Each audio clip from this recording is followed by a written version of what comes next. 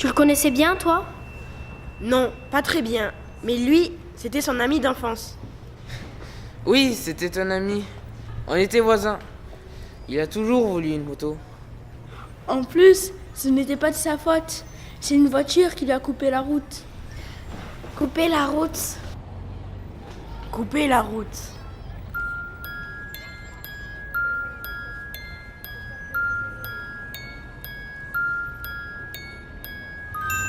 Alors c'est ça la vie, Fatra Brouillamini.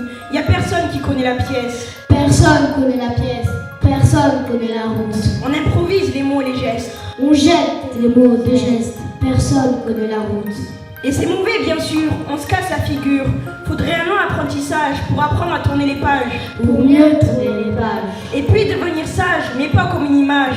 Surtout pas comme quelqu'un qui dort, pour ne plus penser à la mort.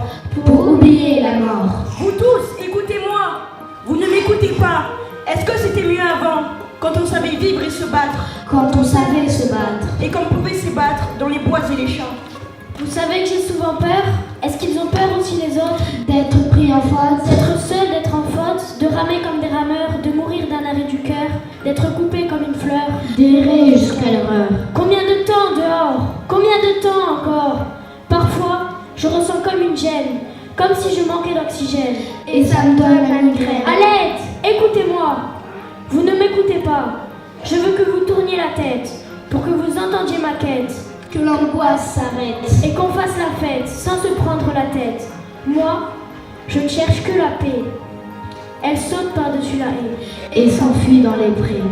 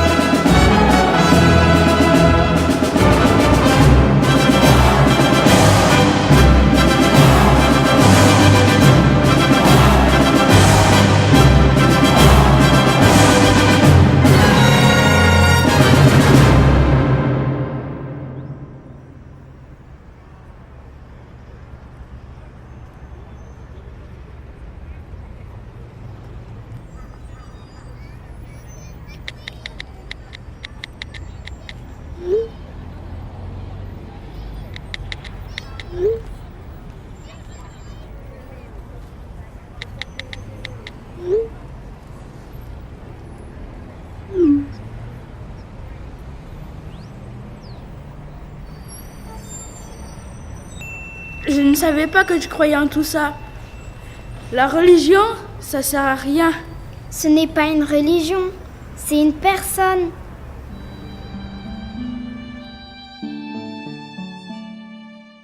Nous sommes en 2017 après Jésus. Jésus est né il y a plus de 2000 ans. C'était dans le pays d'Israël. Marie a été choisie par l'ange Gabriel pour avoir un sauveur. Elle a cru l'ange.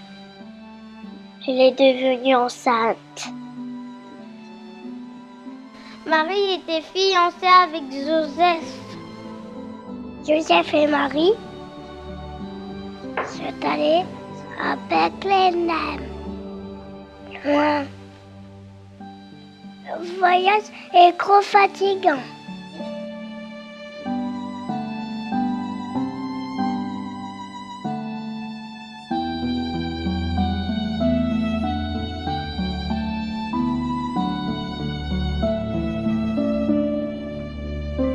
Ils sont arrivés à Bethléem et il n'y avait plus de place à l'auberge. Ils sont allés s'installer dans une étable. Marie a accouché. Il s'appelle Jésus. Ça veut dire Dieu sauve. Le bébé a un deuxième prénom. Emmanuel, Dieu parmi nous.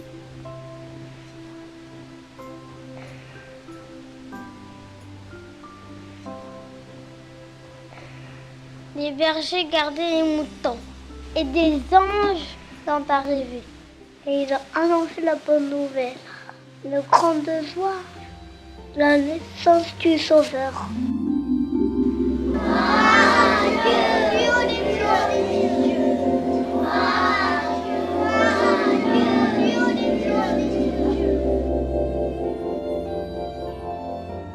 Les bergers sont allés voir Jésus.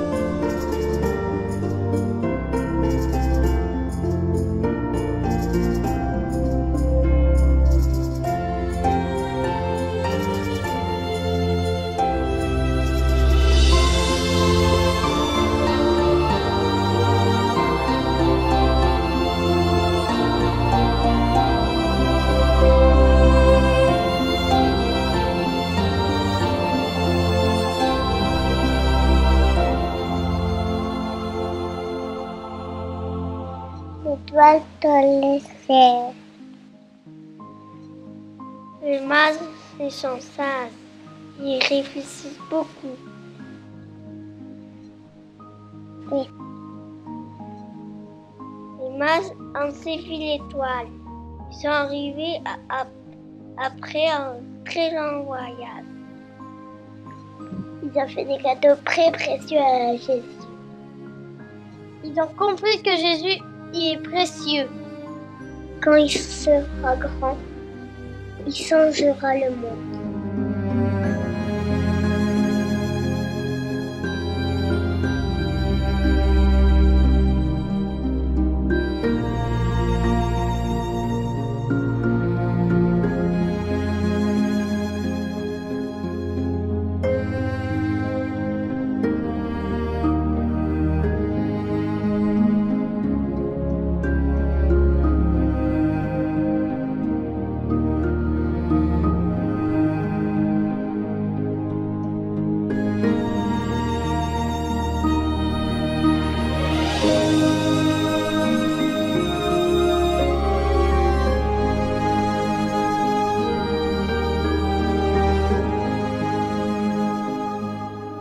Une autre personne a compris un vieux monsieur qui qui s'appelait Siméon et qui allait bientôt mourir.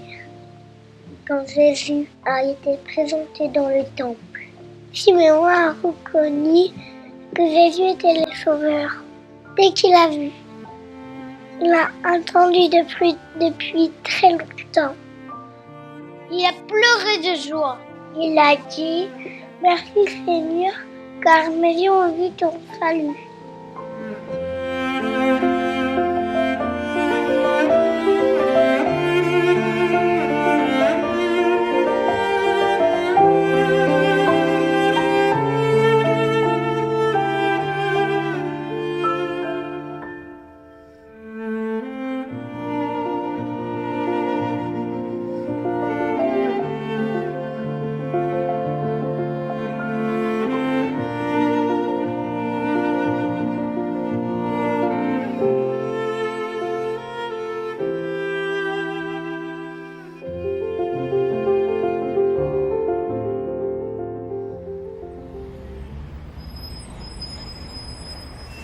Que lui est-il arrivé à cet enfant?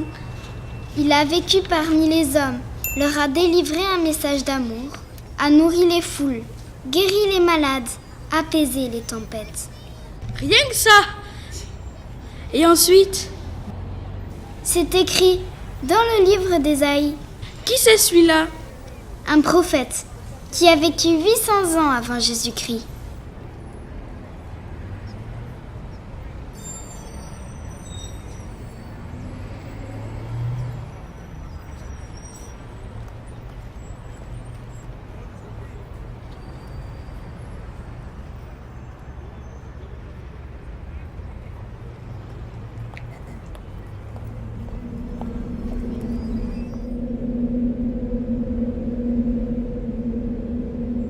Qui de nous a cru la nouvelle que nous avons apprise?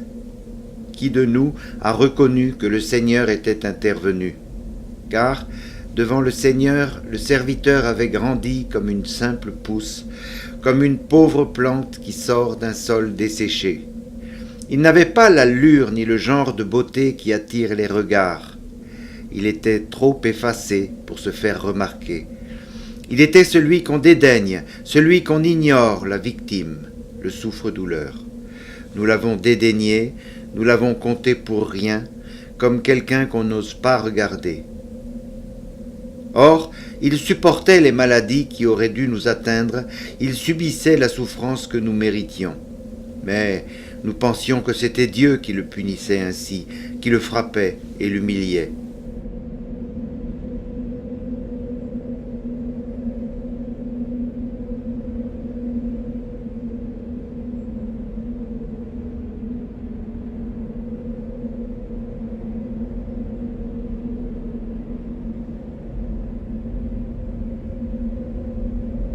Pourtant, il n'était blessé que du fait de nos crimes, il n'était accablé que par l'effet de nos propres torts. Il a subi notre punition et nous sommes acquittés. Il a reçu les coups et nous sommes épargnés.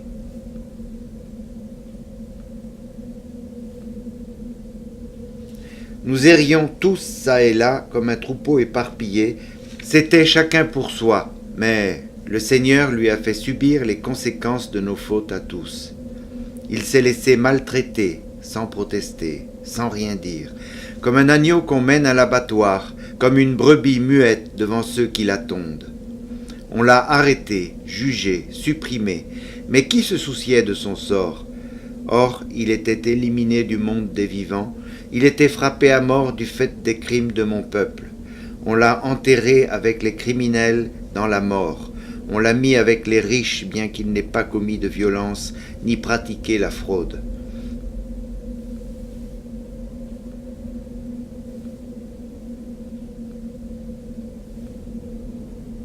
Mais le Seigneur approuve son serviteur accablé, et il rétablit celui qui avait offert sa vie à la place des autres.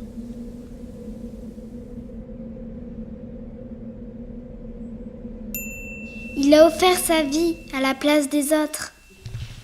Ça veut dire aussi à la place de la mienne?